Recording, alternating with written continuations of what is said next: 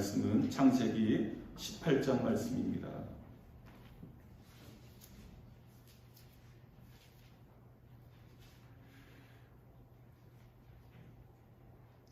창세기 18장 22절에서 33절까지 말씀입니다.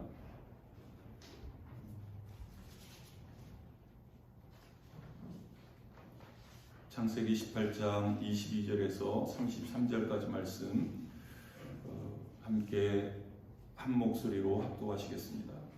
그 사람들이 거기서 떠나 소돔으로 향하여 가고 아브라함은 여호와 앞에 그대로 섰더니 아브라함이 가까이 나아가 이르되 주께서 의인을 악인과 함께 멸하려 하시나이까.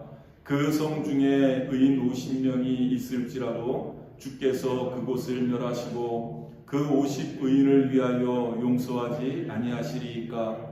주께서 이같이 하사 의인을 악인과 함께 죽이심은 부당하오며 의인과 악인을 같이 하심도 부당하니이다.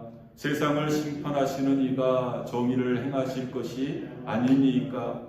여호와께서 이르시되 내가 만일 소돔 성읍 가운데에서 의인 50명을 찾으면 그들을 위하여 온 지역을 용서하리라. 아브라함이 대답하여 이르되 나는 티끌이나 재와 같사오나 감히 주께 아뢰나이다.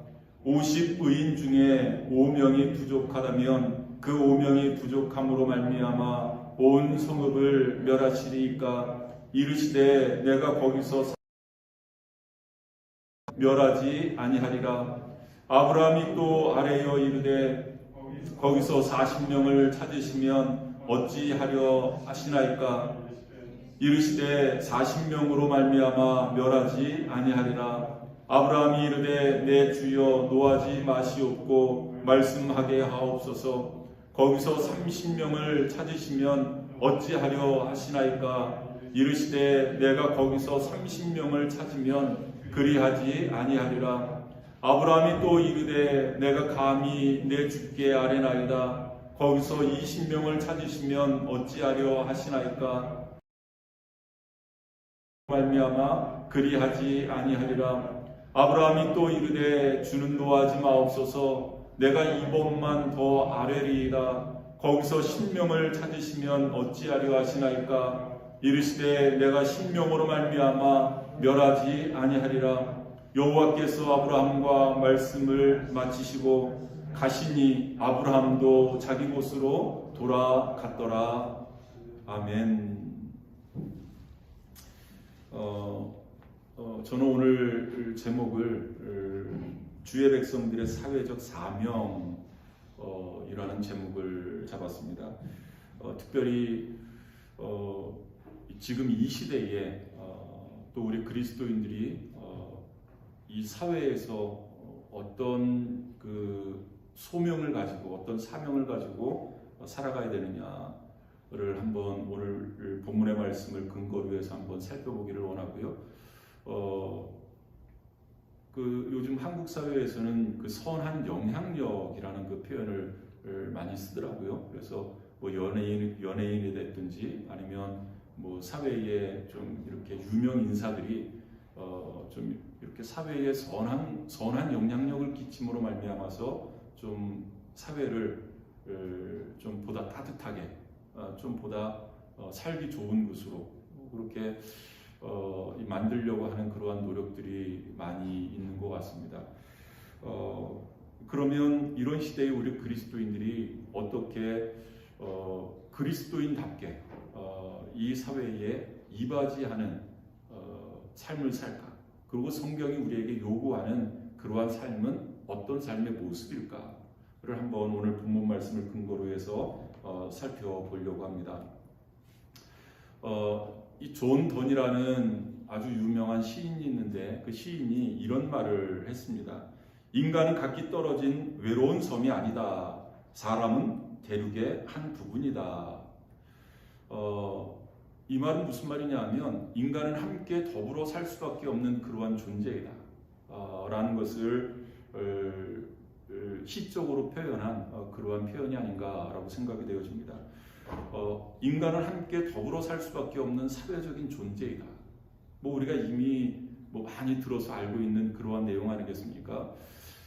그런데 참으로 안타까운 것은 지금 뭐 이렇게 코로나 시대에 우리가 접어들면서 가뜩이나 이 개인주의 성향이 이 강한 시대에 우리가 살고 있는데 이 코로나로 인해서 더 그것이 강해진 것 같아요. 이제 집에 이렇게 있으면서 혼자 있는 시간이 많고 또 혼자 있으면서 뭐 게임을 한다든지 뭐 이런 그 환경이 만들어지고 또 이런 상황이 오래 지속되어지다 보니까 우리가 그 예측하지 못한 그런 어떤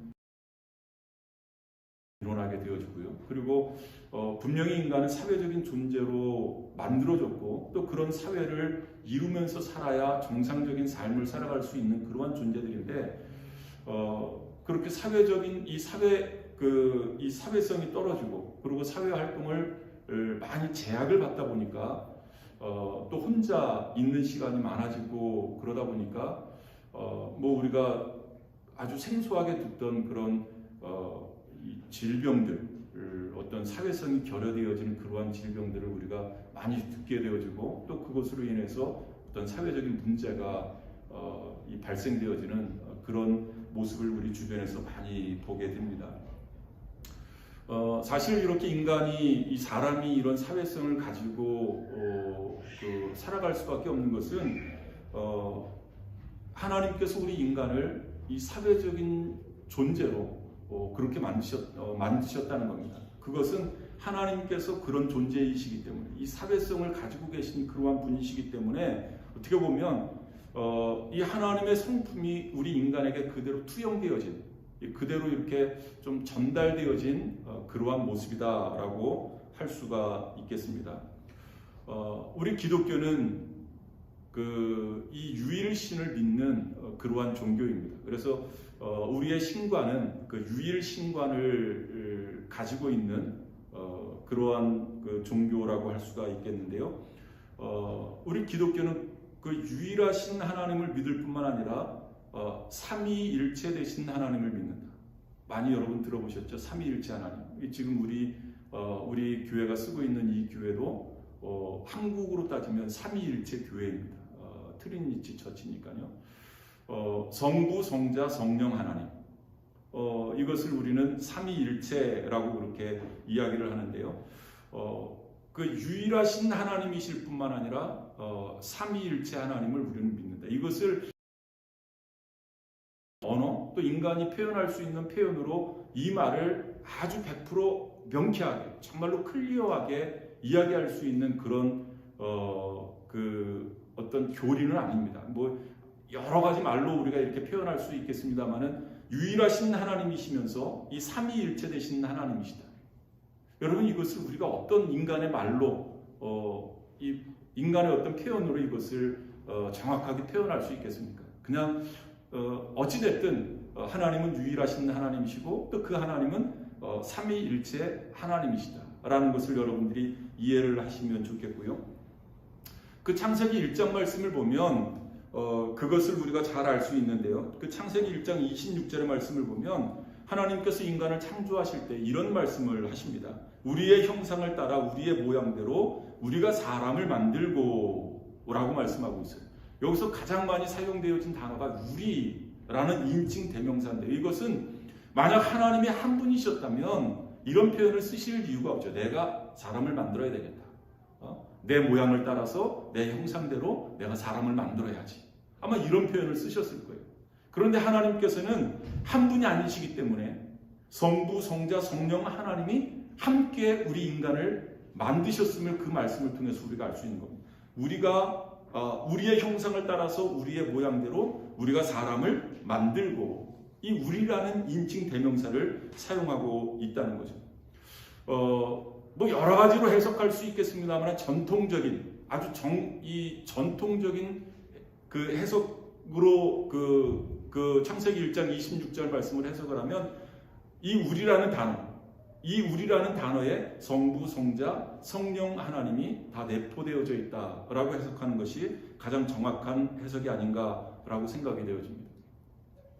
뿐만 아니라 요한복음 1장 1절 말씀을 보면 이 요한복음이 이렇게 시작이 되어져요. 태초에 말씀에 계시니라. 이 말씀이 하나님과 함께 계셨으니 이 말씀은 곧 하나님이시니라. 여기서 이 말씀이라는 이 말씀은 성자 하나님이신 말씀입니다. 이 성자 하나님이신 예수 그리스도. 그러니까 이 성자 하나님이신 이 예수 그리스도도 창세 이전부터 성부 하나님과 더불어 함께 계셨음을 성경이 우리에게 말씀하고 있는 겁니다. 그러니까 이 성부, 성자, 성령 하나님이 이미 창세 이전부터 함께 더불어 계셨음을 우리에게 성경 곳곳에서 말씀을 하고 계시고 그 삼위 하나님께서 서로 관계를 맺으시면서 서로 교제하시면서 함께 계셨음을 우리에게 말씀하고 있습니다. 따라서 그 하나님이 인간을 창조하실 때 인간도 서로 관계하면서 서로 교제하면서 살아갈 수 있는 이 살아가야만 되는 그러한 존재로 우리 인간을 창조하셨다는 거죠. 이것이 바로 인간의 사회성이라고 이야기를 합니다.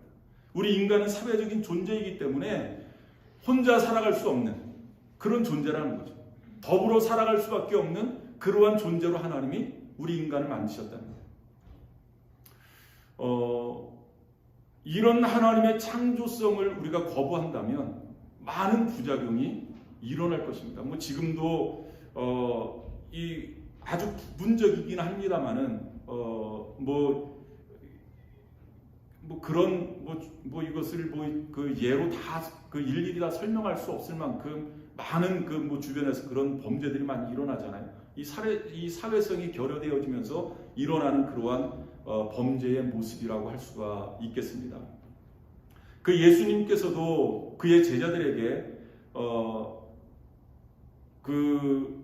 너희들은 그 신앙생활이라는 것이 어떤 그 산속에 들어가서 너희들만 이렇게 살아가는 것이 신앙생활이 아니라 또 믿음 좋은 모습이 아니라 너희들은 이 사회 속에서 사회 구성원들과 함께 더불어 살아갈 그런 존재임을 예수님이 말씀하시면서 그러나 그리스도인으로서 너희들이 이 사회에 이렇게 좀 기여해야 할 그러한 사회적인 소명이 있다는 거죠. 그것을 예수님께서는 너희는 세상의 소금이다. 너희는 세상의 빛이다. 이 빛과 소금의 역할을 감당할 것을 예수님이 제자들에게 부탁을 하셨습니다. 이것은 예수님의 당신의 백성들에게 하나님의 백성들에게 기대하신 바이기도 합니다. 기대하신 그러한 모습이기도 합니다. 그것을 오늘 그 제목대로 한다면 이 주의 백성들의 사회적 사명, 주의 백성, 그리스도인들의 사회적인 사명, 사회적인 소명이라고 그렇게 말씀을 드릴 수가 있겠습니다.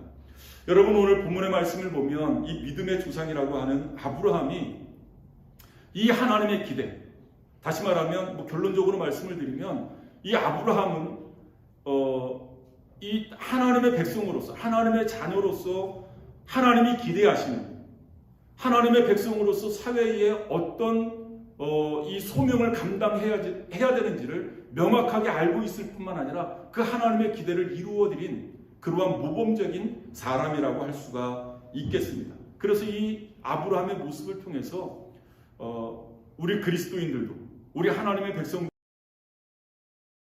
본받자라는 말씀에서 오늘 본문 말씀을 택해서 함께 은혜를 나누려고 합니다. 이 아브라함 시대에 그 아브라함이 살고 있었던 그 지역에 오늘 본문의 말씀을 이 침몰되어지는 이 죄로 말미암아서 이 죄악이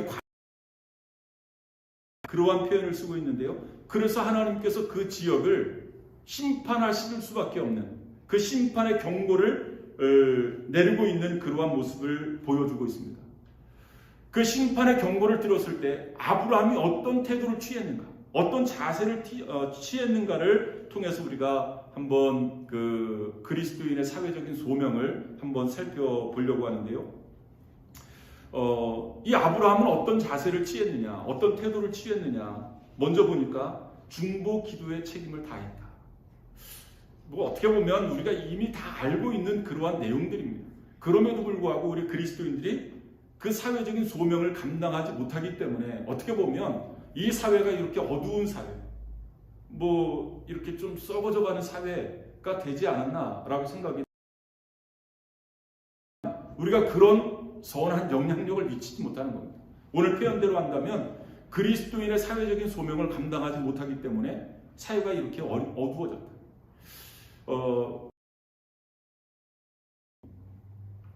세상에 있는 것이 아니라, 의롭게 살지 못하는 그 세상에 있는 것이 아니라 이 세상에서 빛과 소금의 역할을 감당해야 되는, 어떻게 보면 부패함을 막아야 되고 어두워져가는 세상을 밝혀야 되는 우리 그리스도인들이 사명을 감당하지 못하기 때문에 이 사회가 이렇게 어두워졌다.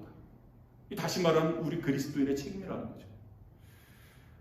그런데 이 아브라함은 이 자기가 살고 있는 그 지역에 하나님의 심판이 임하시겠다, 하나님께서 심판하시겠다라는 그러한 경고를 알아채고 이 아브라함이 가장 먼저 취한 태도가 뭐냐 하면 즉시 기도에 들어갔습니다. 여러분, 오늘 본문 읽기 바로 전에 그 말씀을 보면 창세기 18장 20절에서 21절 말씀을 보면 이런 말씀이 있습니다. 여호와께서 또 이르시되 소돔과 고모라에 대한 부르짖음이 크고 그 죄악이 심히 무거우니 내가 이제 내려가서 그 모든 행한 것이 과연 내게 들린 부르짖음과 같은지 그렇지 않은지 내가 보고 알려하노라. 하나님께서 아브라함에게, 이 아브라함이 살고 있었던, 물론 아브라함이 살고 있었던 지역은 헤브론 지역이고 또 소돔과 고모라는 조금 떨어져 있는 그러한 지역이긴 합니다. 어찌됐든 뭐 그 인근 지역이라고 할 수가 있겠습니다. 이 아브라함이 살고 있는 그 지역사에, 이 소돔과 고모라에 하나님에 대한 심판의 경고가 임한 겁니다. 그 심판의 경고를 듣고 이 아브라함이 취한 행동을 보면 오늘 본문 22절 말씀을 보니까 그 사람들이라는 것은 이 하나님의 천사들을 이야기하고 있는데요. 그 하나님의 천사들이 아브라함의 심판이 임할 것을 경고한 그러한 존재들입니다. 거기를 떠나서 소돔으로 향하고 소돔과 고모라로 향하고 그리고 나서 아브라함의 태도를 보시기를 바랍니다. 한번 22절 말씀 같이 읽어보겠습니다. 그 사람들이 거기서 떠나 소돔으로 향하여 가고 아브라함은 여호와 앞에 그대로 섰더니, 이 충격적인 경고를 듣자마자 아브라함은 그 자리를 떠나지 않았습니다. 여호와 앞에 그대로 섰다라고 그렇게 말씀을 하고 있어요. 그러고 나서 23절 말씀 보니까 아브라함이 가까이 나아가, 하나님께 가까이 나아가서 하나님께 즉각적으로 기도하는 그러한 모습을 우리에게 보여주고 있습니다. 이 아브라함이 살고 있는 그 지역 인근에 이 소돔과 고모라라는 그 지역에 하나님의 심판이 임할 것입니다. 하나님이 그렇게 경고하셨습니다. 그러면 우리 같으면 뭐를 해야 돼요? 뭐 좀 재산이 있는 그런 사람들 같으면 빨리 안전한 곳으로 뭐 재산을 좀 이렇게 도피시킨다든지 뭐 해야 될 일들이 많이 있겠잖아요. 자기가 가장 중요하게 생각하는 그 무엇들 뭐 먼저 해야 되지 않겠습니까? 할 일들이 많이 있잖아요. 그런데 아브라함은 그것에 우선순위를 두지 않았다는 거죠. 기도하는 일에 우선순위를 둔 겁니다. 즉각 기도에 들어가는 그러한 아브라함의 모습을 볼 수 있습니다. 여러분, 아브라함은 기도의 능력을 믿었습니다. 기도에 반드시 응답하시는 하나님을 신뢰한 겁니다. 그러니까 다른 어떤 중요한 것도 있지만, 먼저 해야 될 중요한 일들이 있지만 그것을 중요하게 생각하지 않고 아브라함은 가장 먼저 기도를 중요하게 생각을 합니다. 기도를 최우선순위에 둔 겁니다. 왜? 기도를 그만큼 신뢰한 겁니다. 기도를 그만큼 믿은 겁니다. 내가 기도하면 하나님께서 응답해 주신다. 반드시 응답하시는 하나님을 신뢰했기 때문에 아브라함은 기도하는 것을 우선순위에 둘 수가 있었던 것입니다. 여러분, 아브라함뿐만 아니라 신약 성경에 보면 이 사도 바울의 가르침도 동일합니다. 이 디모데전서를 목회 서신이라고 이야기를 하는데요. 이 사도 바울의 제자였었던 또 믿음의 아들이었었던 디모데가 목회를 하고 있을 때 이 사도 바울이 아들 디모데에게 너는 목회를 하면서 이렇게 해라 라고 쓰면서 쓴 이 편지가 바로 디모데 전서인데요. 그래서 이 디모데 전서를 목회 서신이라고 이야기를 하는데, 너는 목회를 하면서, 이것은 단지 목회자뿐만 아니라 우리 모든 그리스도인들에게 동일하게 적용되어지는 그러한 말씀이라고 할 수가 있겠습니다. 우리가 신앙생활하면서 가장 중요하게, 가장 우선순위로 두고 생각해야 될 일들이 무엇인가를 사도 바울이 교훈해주고 있습니다. 여러분, 그 내용이 디모데전서 2장 1절에서 2절까지 한번 같이 읽어보겠습니다. 같이 읽겠습니다. 시작. 그러므로 내가 첫째로 권하노니 모든 사람을 위하여 간구와 기도와 도구와 감사를 하되 임금들과 높은 지위에 있는 모든 사람을 위하여 하라. 여러분, 그 1절 말씀에 보면 내가 첫째로 권하노니, 이 첫째로 권한다, 이 말은 무슨 말이냐면 첫째, 둘째, 셋째 하는 어떤 가장 우선적으로 해야 될 가장 중요 관심사가 무엇인지를 사도 바울이 이야기를 하고 있는 겁니다. 그 우선순위가 뭐라고요? 모든 사람을 위하여 간구와 기도와 도구와 감사를 하라. 조금 그 의미의 차이는 있습니다만은 똑같이 기도라는 단어입니다. 간구, 기도, 도구, 감사, 다 기도를 의미하고 있습니다. 그 어떠한 것보다 첫 번째로 우선순위에 둘 것이 바로 기도하는 일이다. 모든 사람들을 위해서 기도해라. 그러면서 2절 말씀에 보면 특별히 높은 지위에 있는 사람들을 위해서 기도할 것을 말씀하고 있습니다. 왜 그럴까? 아니, 하나님도 좀 높은 사람을 선호하시는가? 여러분, 그런 의미가 아닙니다. 여러분, 그 이유를 2절 말씀에서 분명히 말씀하고 있는데요. 2절 말씀만 한번 보겠습니다. 임금들과 높은 지위에 있는 모든 사람을 위하여 하라. 이는 우리가 모든 경건과 단정함으로 고요하고 평안한 생활을 하려 함이라. 왜 높은 사람들을 위해서 우리가 기도해야 됩니까? 임금들, 높은 사람들 왜 해야 됩니까? 여러분, 이 높은 사람들이, 임금들이 뭐를 해요? 법을 만들잖아요. 그리고 법을 집행하잖아요. 여러분, 법을 만들 때 이 힘없는 사람, 소외된 사람, 연약한 사람들을 이 짓밟는 그러한 악법을 만들고 그대로 행하면 우리가 흔히 이야기하는 법 없이도 살아갈 수 있는 그러한 사람들이 불이익을 당할 것 아닙니까? 특별히 우리 그리스도인들이 거기에 해당되어질 수도 있고요. 그래서 사람들을 위해서 기도하라는 겁니다. 왜냐? 그 이유가 거기 나와 있잖아요. 우리가 모든 경건과 단정함으로 고요하고 평안한 생활을 하기 위해서이다. 결국 요즘 말로 말하면 대통령을 위해, 결국은 나를 위함이다. 너희들의 평안함을 위해서, 높은 사람들을 위해서 기도하라 라고 그렇게 말씀하고 있는 겁니다. 사도 바울이 사랑하는 아들, 믿음의 아들인 디모데에게 가장 우선적으로 해야 될 가장 중요한 일이 무엇인가? 바로 기도하는 내용이다. 기도하는 것이다. 그것도 자기를 위한 기도가 아니라 다른 사람들을 위한 기도이다. 그런데 여러분, 우리의 기도의 내용들을 보면 대부분 어떤 기도를 하고 있습니까? 나는 어떤 기도를 하고 있습니까?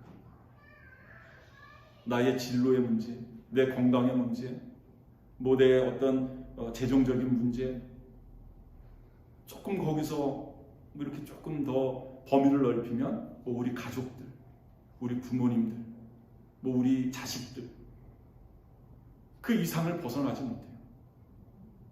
여러분, 오늘 이 말씀을 통해서 다시 한번 깨달으실 수 있기를 바랍니다. 나라를 위해서 왜 기도해야 되는가? 이 정치하는 위정자들을 위해서 왜 기도해야 되는가? 물론 이 나라가 잘 되고 이 위정자들이 잘 되는 것이 결국은 나를 위함임을 여러분들 꼭 깨달으실 수 있기를 바라요. 이러한 상황이 너무나 안타까웠었든지 어느 한 젊은 목사님이 그 성도들에게 기도를 가르치시면서 여러분, 기도는 여러분들 자신만을 위해서 하는 것이 아니라 다른 사람들을 위해서 기도하는 겁니다. 나라를 위해서, 정치하는 정치가들을 위해서, 이 이웃들을 위해서 여러분 기도하셔야 됩니다. 그것이 바로 중보기도이고 하나님이 기뻐하시는 기도의 모습입니다. 오늘 우리가 돌아가면서 기도할 텐데 오늘은 자신을 위해서 기도하지 마시고 꼭 다른 사람을 위해서 기도하십시오 라고 그렇게 부탁을 하고 그 젊은 목사님이 이제 이렇게 모여있는 분들에게 이제 순서를 정해서 이렇게 기도하게 하셨대요. 어느 자매가 순서가 돼서 기도를 하는데 조금 나이가 들은 노처녀였었던 모양이에요. 이 노처녀가 기도하기를, 하나님, 오늘은 저 자신을 위해서 기도하지 않겠습니다. 우리 부모님을 위해서 기도하겠습니다. 우리 부모님에게 좋은 사위가 필요하니 좋은 사위를 주십시오. 그렇게 기도했대요. 물론 좀 일 수도 우리의 기도, 우리가 기도하는 그 내용들을 보면 우리가 얼마나 그 이기심의 그 영역을 벗어나지 못했는가를 그 단적인 예를 통해서 우리가 알 수 있습니다. 여러분, 나라를 위해서 기도하실 수 있기를 바랍니다. 여러분, 나라가 없으면 나도 없는 겁니다. 나라가 없으면 우리가 마음껏 찬양하지도 못하고 마음껏 예배하지도 못하고 그러는 겁니다. 여러분, 정치가들을 위해서 기도하실 수 있기를 바랍니다. 왜? 오늘 말씀 디모데전서 2장 1절 말씀처럼 고요하고 평안한 생활을 하기 원한다면 그 정치가들을 위해서 기도해야 하는 겁니다. 여러분, 정말로 기도를 믿으십니까? 뿐만 아니라 그 기도를 들으시고 응답하시는 하나님을 신뢰하십니까? 그런다면 그 어떠한 것보다 이 사회를 위해서 우리 그리스도인들이 해야 될 첫 번째 우선순위가 바로 기도이다. 중보기도이다. 아브라함은 그러한 모습을 우리에게 모범적으로 보여준 대표적인 인물이라고 할 수가 있겠습니다. 두 번째로 이 아브라함의 모습을 보니까 이 의인을 찾아 세우는 일을 이 아브라함이 하고 있어요. 아브라함이 하나님 앞에 기도합니다. 뭐라고 기도를 하냐면, 하나님, 제가 이 도성에서 의인 50명만 찾으면 이 도성을, 그리고 내가 살고 있는 이 도시를 멸망시키지 말아주시기를 바랍니다. 하나님께 그렇게 요청을 하는 거예요. 아브라함이 몇 명부터 카운트다운을 시작했습니까? 50명. 왜 50명일까? 조금 더 숫자를 낮춰서 한 10명부터 이렇게 차츰 낮아졌으면 좀 어땠을까? 결과가 이렇게 좀 바뀌지 않았을까? 라고 생각을 해보기도 합니다. 이 고대 사회에서는 어떤 집단을 개수할 때 이 100명 단위로 개수를 한다고요. 100명 단위. 아마 그 100명에서 이 100명은 찾기는 좀 힘들겠다라고 생각이 되어져서 아마 절반인 50명을 아마 이 아브라함이 택하지 않았을까라고 생각이 되어집니다. 그런데 50명은 그만두고라도, 이 절반은 그만두고라도 여러분, 한 사회에 정말로 정직한, 정말로 진실된 그리스도인들 10%만 있으면 그 사회는 변화되어질 수 있다는 것이 지금까지의 기독교의 역사였습니다. 여러분, 단적인 예로 바닷물의 염분이 4%라고 해요. 4%. 어떤 지역마다 조금씩 다를 수 있는데 어떤 때는 0.28%가 되기도 하고 차이는 있다고 해요. 그러나 평균적으로 4%라고 합니다. 4%. 염분. 그 4%의 염분 때문에 바닷물이 썩지 않는다고 하잖아요. 여러분, 그리스도인들이 정말로 바닷물처럼 정말로 진실된 그리스도인들이 이 사회에 4%만 있으면 이 사회는 썩지 않을 수 있습니다. 미국은 그만두고라도 우리 한국 사회만 하더라도 그리스도인들이 19%, 거의 한 20%가 가까이 됩니다. 캐톨릭까지 하면 27%가 기독교인이라고 한답니다. 그런데 한국 사회가 어떠냐고요. 여러분, 이 미국은 어떠냐고요. 이 말은 무슨 말이냐면 우리 그리스도인들이 정말로 예수님이 그 제자들에게 기대하셨던 것처럼 빛과 소금의 역할을 감당하고 있는가? 정말로 그리스도인들이 사회적인 소명을 잘 감당하고 있는가? 이 질문을 진지하게 우리가 우리 자신에게 해봐야 될 줄 믿습니다. 정말로 우리 책임을 다하고 있는가? 예전에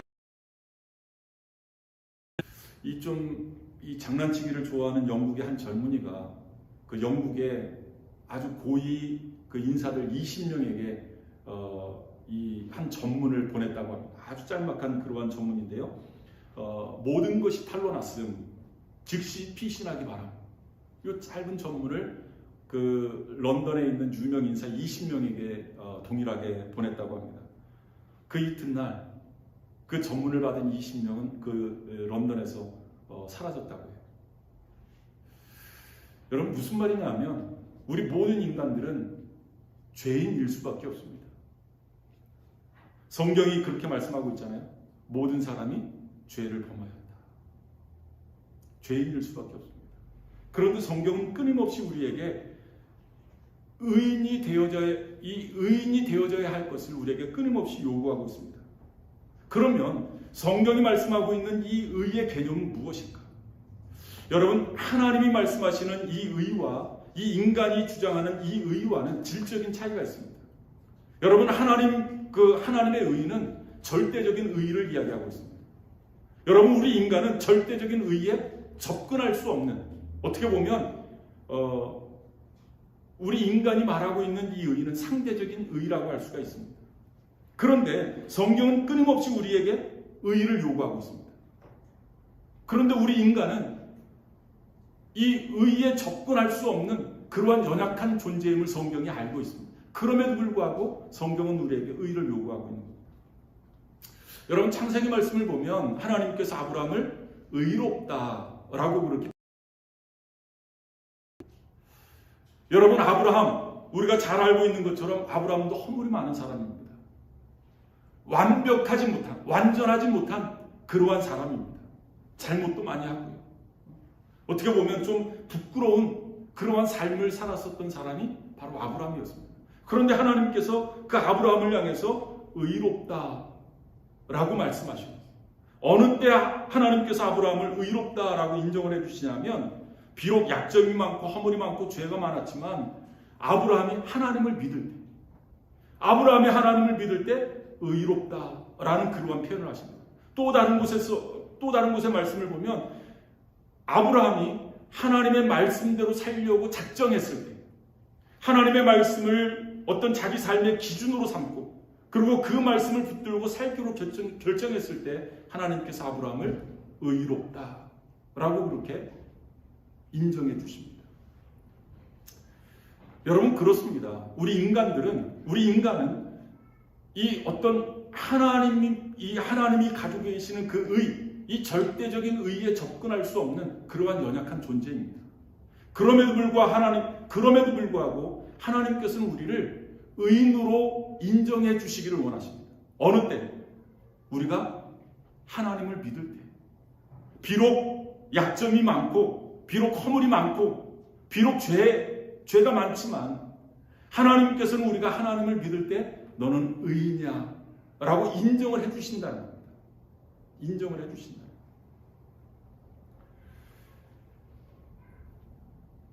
내가 예수님을 믿고 내가 하나님을 믿었을 때 하나님께서는 우리를 성도로 그리고 의인으로 인정을 해주신다는 겁니다. 그런데 거기에서 어떻게 보면 우리가 하나님을 믿고 예수 그리스도를 믿음으로 의인이 되어졌다는 것은 의의 시작일 뿐입니다. 그러면서 끊임없이 성경은 우리에게 우리의 인격을 통해서 그리고 우리의 존재를 통해서 그리고 날마다의 삶을 통해서 하나님의 의로우심을 닮아갈 것을 성경은 우리에게 요구하고 있습니다. 그래서 성경은 내가 거룩하니 너희도 거룩하라. 하나님께서 말씀하시잖아요. 우리가 예수 그리스도를 믿음으로 말미암아서 의인된 그 단회적인 사건으로 말미암아서 우리가 의인이 되어지는 것이 아니라 하나님이 우리에게 요구하시는 의인은 물론 하나님을 믿어서 의인 되어지는 것도 중요하지만 우리의 날마다의 삶을 통해서 우리의 존재를 통해서 하나님을 닮아가는 그러한 삶, 그러한 삶을 하나님이 원하신다는 거죠. 여러분, 우리가 그리스도인으로서 이 사회에서 어떤 삶을 살아가야 됩니다. 먼저 의인으로 내가 우뚝 서야 됩니다. 뿐만 아니라 의인을 찾아 세워야 됩니다. 무슨 말씀이냐면 한마디로 말하면 전도해야 된다는 겁니다. 아무리 그 세상에 있는 사람들을 교육해서 어떤 도덕을 가르치고 윤리를 가르쳐서 그 사람들을 의인으로 만들 수 없다는 겁니다. 하나님을 삶의 주인으로 모시고 살아갈 수 있는, 하나님을 소개함으로 말미암아서 그들을 의인으로 세우고, 의인을 먼저 그들을 먼저 찾아서 그들을 의인으로 세울 수 있는 그러한 역할을 우리가 해야 된다라는 그러한 말씀입니다. 그리고 마지막 세 번째로 우리 그리스도인들이 이 사회에서 어떤 역할을 감당해야 됩니다. 그리스도인의 사회적인 소명 세 번째는 우리 사회가 이 의와 사랑의 공동체가 되도록. 이 말은 무슨 말이냐면, 여러분, 이 아브라함이 하나님 앞에 드리는 기도문을 보면 하나님이 어떤 분이신가를 우리가 알 수 있습니다. 이 하나님께서는 이 소돔과 고모라를 심판하시기로 작정을 하셨습니다. 이 소돔과 고모라, 왜 소돔과 고모라가 하나님의 심판을 받을 수밖에 없는가? 그 내용이 오늘 본문 말씀에 나오는데, 그냥 하나님이 어쩌다가 내가 심판해야지 해서 소돔과 고모라를 심판하신 것이 아닙니다. 오늘 본문의 말씀을 보면 이 소돔과 고모라에 죄악이 가득했다. 그러니까 어떤 한계치를 넘어버린 겁니다. 한계치를 넘어버린 거예요. 그래서 소돔과 고모라가 결국 하나님의 심판을 받을 수밖에 없게 되어진 겁니다. 하나님은 심판의 하나님이십니다. 하나님의 심판의 배후를 우리가 알아야 되는데요. 그 하나님의 심판의 배후에는 하나님의 존재되어져 있음을 우리는 알아야 됩니다. 다시 말하면 하나님은 공의의 하나님이시다. 정의로우신 하나님이시기 때문에 죄악을 그냥 넘기실 수 없는, 그냥 묵과하실 수 없는 그러한 분이시라는 것을 우리는 잘 알아야 된다라는 말씀입니다. 하나님은 의로우신 하나님입니다. 여러분 잘 기억하실 수 있기를 바랍니다. 이 균형을 우리가 잘 맞출 수 있어야 되는데요. 하나님은 공의로우신 하나님입니다. 를 오늘 본문 말씀을 통해서 우리가 깨달을 수 있고, 또 하나는 이 하나님은 정의로우신 하나님이실 뿐만 아니라 용서하시는 하나님이심을 오늘 본문 말씀에서 우리에게 보여주고 있습니다. 여러분 오늘 본문 24절 말씀 한번 보시기를 바랍니다. 같이 한번 읽어보겠습니다. 그 성 중에 의인 50명이 있을지라도 주께서 그곳을 멸하시고 그 50의인을 위하여 용서하지 아니하시리이까. 아브라함이 하나님께 무엇을 호소합니까? 하나님, 내가 의인 50명을 찾아 세운다면 하나님 이 성을 용서해 주셔야 되지 않겠습니까? 왜? 하나님은 정의의 하나님이시기도 하시지만 사랑의 하나님이시기 때문에, 용서하시는 하나님이시기 때문에 그 사랑의 하나님이심을 이 아브라함이 하고 있는 겁니다. 하나님은 사랑의 하나님이시기 때문에, 용서의 하나님이시기 때문에 의인 50명을 찾아 세우면 하나님은 용서해 주셔야 됩니다. 어떻게 그 의인들을 이 의인들을 악인들과 함께 멸하실 수 있겠습니까? 그것을 지금 아브라함이 이야기를 하고 있는 겁니다. 그러니까 하나님이 뭐라고 말씀하십니까? 내가 용서해 주겠다. 그 의인 50명을 위해서 내가 용서해 주겠다. 용서의 하나님이심을 스스로 말씀하고 계신 겁니다. 여러분 왜 용서하실까요? 사랑의 하나님이시기 때문에. 하나님은 사랑이시기 때문에 용서해 주시겠다는 겁니다. 아무리 죄악이 관영해서 가득해서 심판받을 수밖에 없는 그러한 도성이지만 하나님은 그래도 의인 50명을 위해서 용서해 주시겠다는 겁니다. 그들에게 긍휼을 베풀어 주시겠다는 겁니다. 자비를 베풀어 주시겠다는 겁니다. 하나님은 정의의 하나님이시기도 하시지만 그 사랑의 하나님이시다. 공의의 하나님이시기도 하지만 자비의 하나님이시다. 여러분, 이 균형을 잘 아셔야 됩니다. 우리는 하나님, 그러면 사랑의 하나님, 무턱대고 용서하시는 하나님, 긍휼이 풍성하신 하나님만 우리는 이해하고 있는데요, 절대 그렇지 않습니다. 하나님 정의의 하나님이십니다. 의로우신 하나님이시기 때문에 죄에 대해서는 반드시 심판하시는 그러한 하나님이십니다. 그런데 반드시 심판하시는 공의의 하나님이시지만 죄를 회개할 때는 용서해 주시는 용서의 하나님이시기도 합니다. 하나님께서는 내가 용서하리라, 내가 용서하리라 라고 그렇게 말씀을 하고 있습니다. 하나님은 이렇게 의와 사랑의 균형을 잘 갖추신 분이십니다. 여러분, 성경은 이 사랑에 대해서도 의에 대해서도 이렇게 표현하는 그런 그 성경 구절이 많이 있는데요. 어느 한쪽만 보면 이 사랑에 치우치는 그러한 성경 구절이 있고, 또 어느 성경을 보면 좀 공의로, 이 정의로움 쪽에 치우치는 그러한 부분이 많이 있습니다. 그런데 여러분, 우리가 성경을 읽을 때 이 균형을 잘 맞추셔야 됩니다. 성경은 공의에 대해서 또 사랑에 대해서 균형을 잘 이렇게 갖추어서 우리에게 요구를 하고 있는 것입니다. 여러분, 바로 이것이 십자가의 메시지입니다.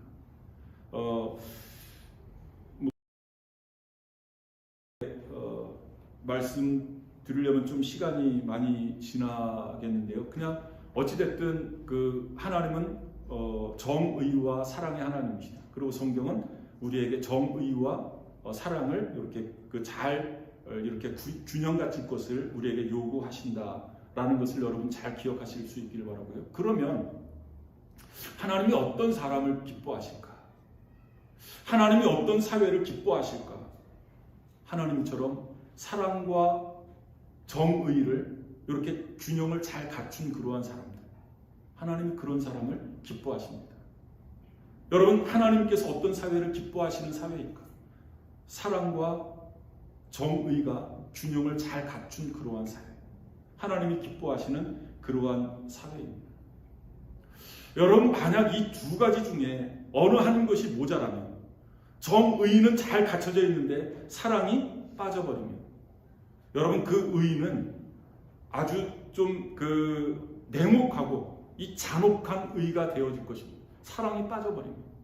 반대로 정의는 빠져버리고 사랑만 주장한다면 그 사랑은 감상적인 사랑이 되어지고 말 것입니다. 그렇기 때문에 개인이 됐던 아니면 사회가 됐던 이 정의와 사랑이 잘 균형을 갖춰야 된다라는 것입니다. 이것을 위해서 우리 그리스도인들이 사명을 감당해야 됩니다. 자신부터 이 사랑과 이 정의, 공의 이 균형을 잘 갖춰야 됩니다. 우리 그리스도인들이 이 역할들을 잘 감당한다면 우리가 살고 있는 이 사회가 바로 이렇게 의와 사랑의 균형을 잘 갖춘 그러한 사회가 되어지리라 저는 믿습니다. 이 오늘 본문 말씀에서 우리가 또 하나 교훈 받을 수 있는 것은, 이것은 좀 이렇게 외적인 그러한 부분인데요.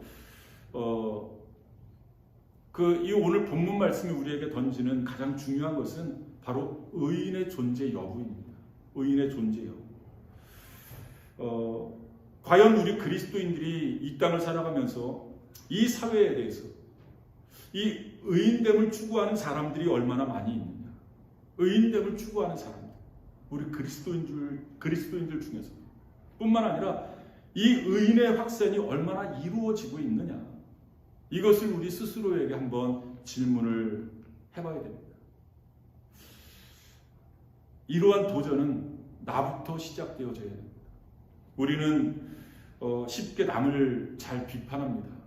우리 그리스도인들이 또 다른 그리스도인들을 잘 비판을 해요. 그래서 성경도 내 눈에 들보는 보지 못하고 다른 사람들의 눈에 티를 가지고 비난한다고 이 성경이 우리에게 고발하고 있지 않습니까? 나 자신을 살펴봐야 됩니다. 나는 얼마만큼 의의 사람인가? 나는 얼마나 사랑의 사람인가? 나는 얼마나 의에 목말라 하는 그러한 사람인가? 나는 얼마나 하나님의 사랑으로 가득 채워진 사람인가? 먼저 자신을 살펴볼 수 있어야 되죠. 우리는 그 작업을 먼저 하지 못하고 남들을 먼저 비판하려고 해요. 왜 사랑이 없는지, 왜 그렇게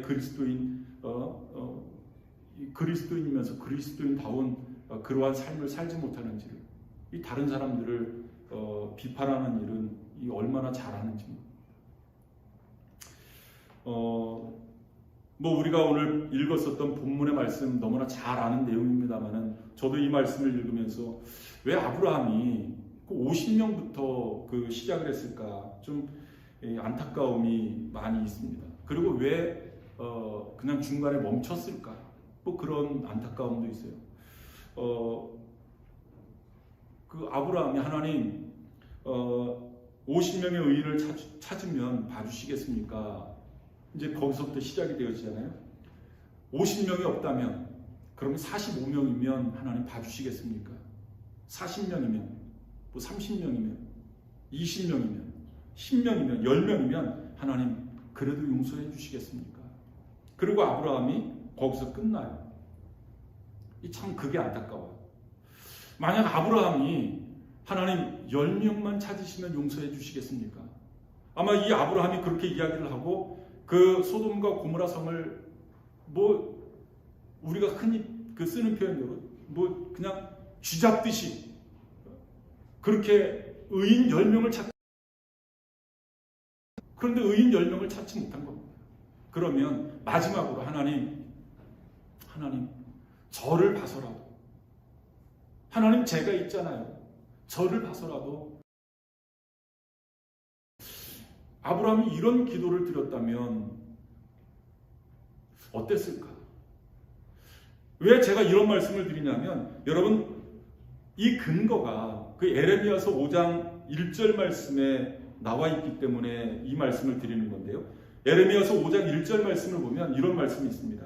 너희는 예루살렘 거리로 빨리 다니며 그 넓은 거리에서 찾아보고 알라. 너희가 만일 정의를 행하며 진리를 구하는 자를 한 사람이라도 찾으면 내가 이 성읍을 용서하리라. 여러분 이것이 하나님의 마음입니다.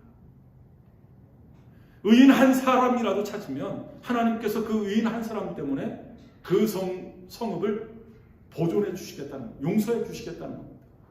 그러면 아브라함은 하나님 앞에 의인 아닙니까? 아브라함이 하나님 제가 있잖아요. 하나님 저를 봐서 좀 용서해 주세요.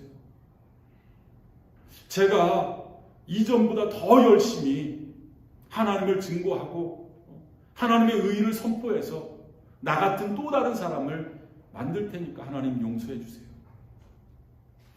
아마 하나님께서 그 기도를 들어 주셨을지 않을까라고 생각이 되어집니다. 여러분 제가 왜 이 말씀을 마지막에 이렇게 드리냐면 한 사람이 그만큼 중요하다는 것을 말씀드리는 겁니다. 나 한 사람, 나 한 사람의 그리스도인이 얼마나 중요한가. 우리는 아무런 나 같은 존재가 뭐 하겠어, 이런 마인드잖아요. 이런 마인드잖아요. 그런데 절대 그렇지 않다는 겁니다.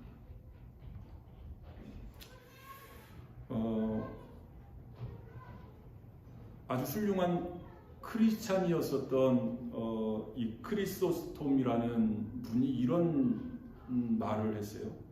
만약 한 명이 진지하게 의의를 추구한다면, 그래서 그 한 명이 10명이 될 수 있다면, 그 10명이 50명이 되고 50명이 100명이 될 수 있다면, 그리고 100명이 1000명이 될 수 있다면, 그러면서 또 계속 이렇게 이야기를 합니다. 한 사람이 촛불을 켤 수 있다면, 그리고 그 촛불이 또 다른 사람에게 점화될 수 있다면, 그래서 밤 100개의 촛불이 빛난다면 마침내 그 촛불이 1000개의 촛불로 빛날 수 있다면 우리의 어두운 도시는 그만큼 환해질 수 있지 않겠는가? 우리 한 사람 한 사람이 정말로 그리스도인다운 그리스도인이 되어져서 예수님께서 제자들에게 부탁했던 것처럼 너희는 세상의 소금과 빛이다. 정말로 이 역할을 잘 감당한다면 나 한 사람으로부터 시작되어진 이 거룩성이 또 다른 사람에게 전달되어져요. 또 다른 사람들에게 전달되어진다면 이 사회는, 이 도시는 좀 살만한 도시가 되지 않을까. 하나님이 기뻐하시는 그러한 도시가 되지 않을까. 여러분, 이것이 바로 우리 그리스도인들에게 도전입니다. 기도하시겠습니다.